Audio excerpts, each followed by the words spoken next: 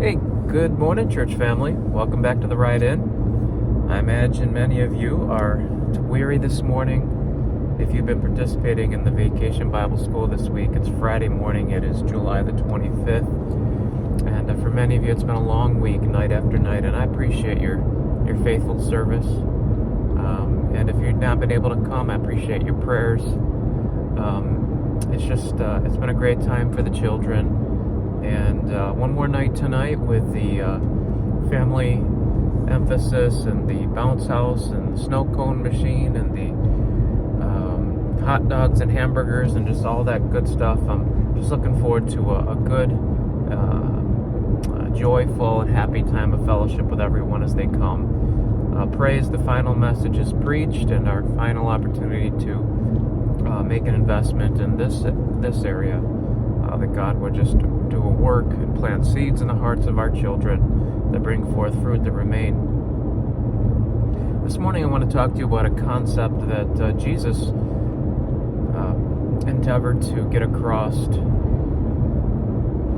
I feel like much of the message that Jesus tried to preach was, he had said, I came not to destroy the law, but to fulfill it. And a lot of the misunderstanding in Christianity is in the rules. What's okay to do? What's not okay to do? What's a sin? What's not a sin? And are there gray areas? And I think if we come at it at an attitude of what are we allowed to do, what are we not allowed to do, that we're going to miss the whole point. We talk about different externals. Just for instance, we talk about men and hair length. It's a shame for men to have long hair. Okay, what does that mean? What's long? Okay, if it's a sin to have long hair, at what point, at what measure, because a sin sends you to hell, right? So at what point does that become a sin? If it's just a little too long, all of a sudden does that become a sin that separates you from God? And I think that mentality is so flawed, because I think when Jesus came, he said, he tried to help the people understand that there's so much more to the law than the letter. It's the spirit. And what it really is about, it's about the character of God. And it's about striving to get the spirit behind the letter. Because the greatest commandments are not the rules in and of themselves, but what all the rules hang on, and it is loving God and loving people. That's the key behind everything. And for me as a pastor and shepherd,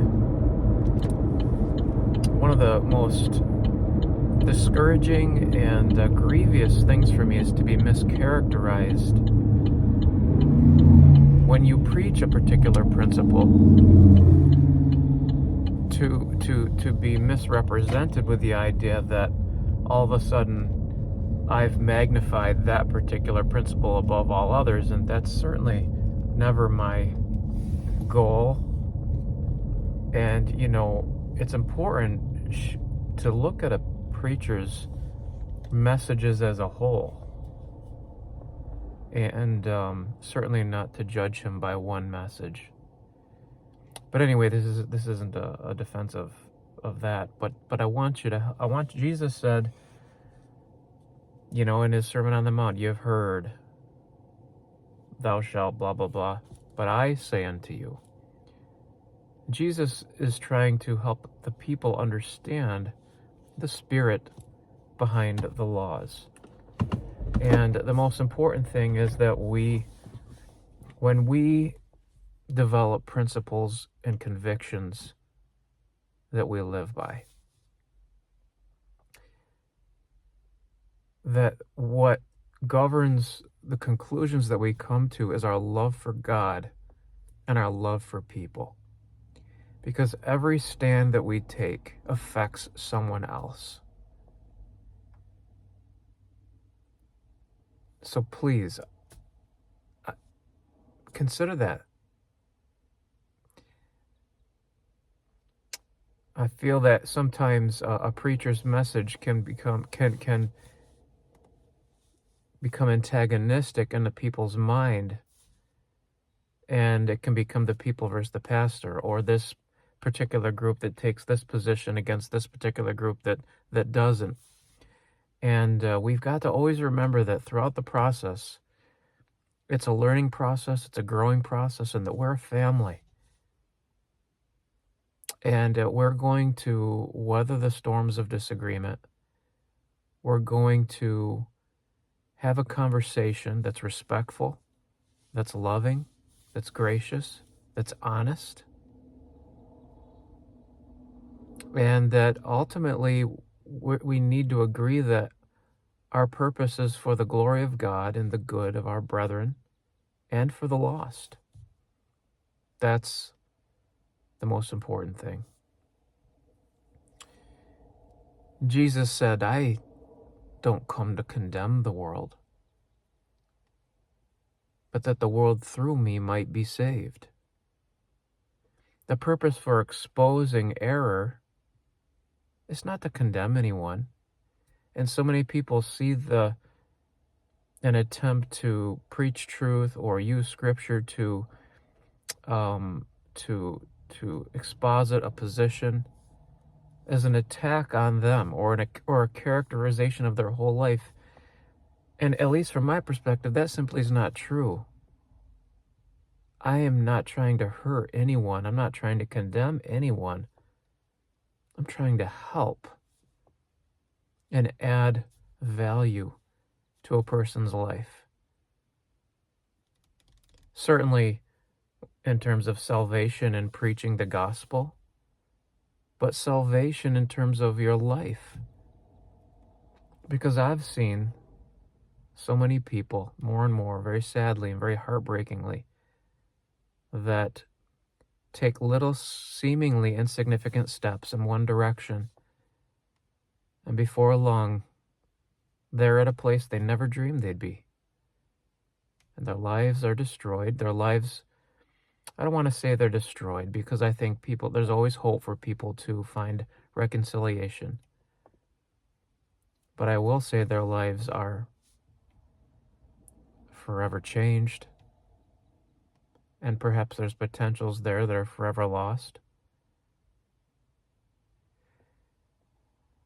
I want to encourage you, just even from my perspective to the people that I get the privilege of shepherding, to hear me out. And when I make a case for a position, I'm not trying to condemn anybody. I'm trying to help people. And I want you to always consider the full body of work. And I want you to always remember that I love you unconditionally, and that I'm here for you, and that I care. And it is my desire to have a balanced approach to Scripture. So anyway, as you consider these thoughts as a Christian, let's understand that overall, the letter is important, but the spirit, I believe, is even more important. And the purposes for God's commands, what to do, what not to do, is most importantly that we might learn the character of God, and that we might embrace and demonstrate that character in us as well. Because the world needs to see God in us. They do need to see love, and they do need to see grace and mercy and forgiveness. They also need to see holiness. They need to see salt. They need to see light. They need to see kindness. They need to see all that God is. We are the prism through which the light of God shines, where they can see all of God's attributes. And may God help us to do that. I hope that makes sense to you today. I love you, Christian. Have a great day. We'll see many of you tonight. Bye-bye.